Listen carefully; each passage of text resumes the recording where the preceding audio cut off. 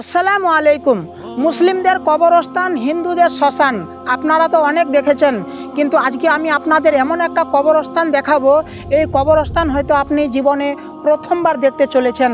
তো চলুন আগে সেই ভিডিওটি দেখে নেওয়া যাক।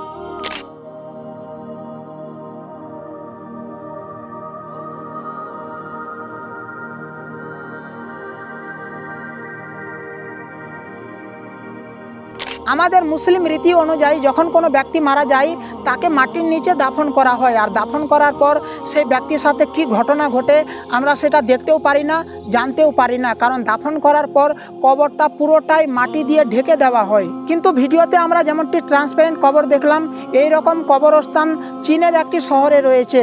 সেখানে কোনো ব্যক্তি মারা গেলে মৃত ব্যক্তিকে কবরে রেখে বাইরে থেকে একটি কাচের গ্লাস লাগিয়ে দেওয়া হয়। তারপর বাইরে থেকে সব কিছুই দেখা যায়, মৃত ব্যক্তি কোন হালাতে রয়েছেন বাইরে থেকে সব কিছুই দেখা যায়। মৃত্যুর পর দাফন করার প্রথম দিন থেকে নিয়ে যতদিন পর্যন্ত দেহটি কঙ্কালে রূপান্তরিত না হয় ততদিন পর্যন্ত উপর থেকে এর অবস্থা দেখা যায়। তারা মূলত এইভাবে কবর দেয় এই জন্য, যখন তাদের আত্মীয় স্বজন প্রিয়জন মারা যাবে যেন প্রিয়জনের মুখটা বেশি দিন ধরে দেখতে পারে, তার সাথে কি ঘটনা ঘটছে, তিনি কোন হালাতে কবরস্থানে রয়েছেন, কবরের মধ্যে রয়েছেন, তারা যেন দেখতে পায়, এই জন্য এইভাবে তাদেরকে কবর দেওয়া হয়। কিন্তু একজন মুসলিম হিসাবে এটা কখনো করা যায় নয়। এবার প্রশ্ন হলো, বাইরে থেকে তো সব কিছু দেখা যাচ্ছে, তাহলে কবরের আযাবও নিশ্চয়ই দেখা যায়।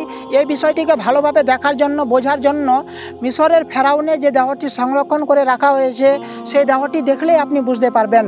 মূলত শাস্তি বা আযাব দেওয়া হয় মানুষের রূহকে, কিন্তু বাহ্যিকভাবে মানুষ সেটা দেখতেও পারে না, বুঝতেও পারে না। তবে মানুষের দেহের সাথে, রুহের সাথে অবশ্যই আচরণ করা হয়, আমরা সেটা দেখতে পারি না। মূলত তারা ট্রান্সপারেন্ট কবরের মাধ্যমে মৃত ব্যক্তিকে কবর দেয় এই জন্য, যেন প্রিয়জনের মুখটা তারা বেশি দিন ধরে দেখতে পায়, প্রিয়জনের সাথে কি ঘটনা ঘটছে, কবরের মধ্যে সেই ব্যক্তির সাথে কি ঘটনা ঘটছে তারা যেন দেখতে পায় এবং মৃত ব্যক্তির খোঁজ খবর নিতে পারে।